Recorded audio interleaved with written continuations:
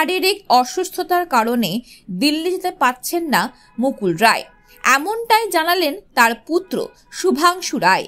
এলকেমিস্ট chit fund শুক্রবার দিল্লিতে থেকে পাঠিয়েছিল কেন্দ্রীয় তদন্তকারী সংস্থা ইডি, কিন্তু দীর্ঘদিন শারীরিক অসুস্থতার কারণে তিনি যাওয়া তার পক্ষে সম্ভব হয়নি।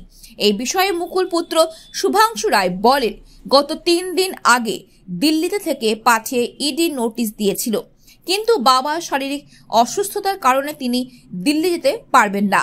তবে কেন্দ্রীয় তদন্তকারী সংস্থা যদি মনে করে বাড়িতে এসে কিংবা ভিডিও কলিং এর মাধ্যমে জিজ্ঞাসাবাদ করতে চাইলে আমরা সব রকম ভাবে সহযোগিতা করব। তদন্ত চলছে, এ বিষয়ে আমি কোনো মন্তব্য করব না। কিসের তদন্ত চলছে? ইডি বা সিবিআই কোনো বিষয় হয়তো তদন্ত করছে, দেখেছেন। চিঠি পাঠিয়েছে? হ্যাঁ, হ্যাঁ। কবেটা? 2-3 দিন হলো। আমরা বলেছি, চিঠি দিয়েছি, উনি যেতে পারবে না, অসুস্থ, তবে সব রকমভাবে সহযোগিতা করব।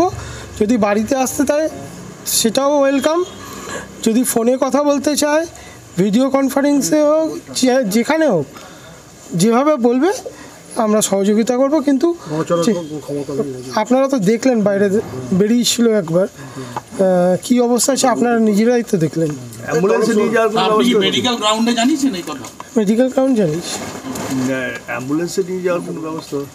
এইটা একটু অবাস্তব প্রশ্ন হয়ে যাচ্ছে না? কেননা অ্যাম্বুলেন্স করে দিল্লি যাবে না, দিল্লি এখানে কলকাতার কোনো এসে যদি যেটা বলবে তারপর দেখা যাবে। মানে দিল্লির বদলে কলকাতা হলে কি সুবিধা হয়? যেমন এখন কলকাতায় যেতেই পারছে না,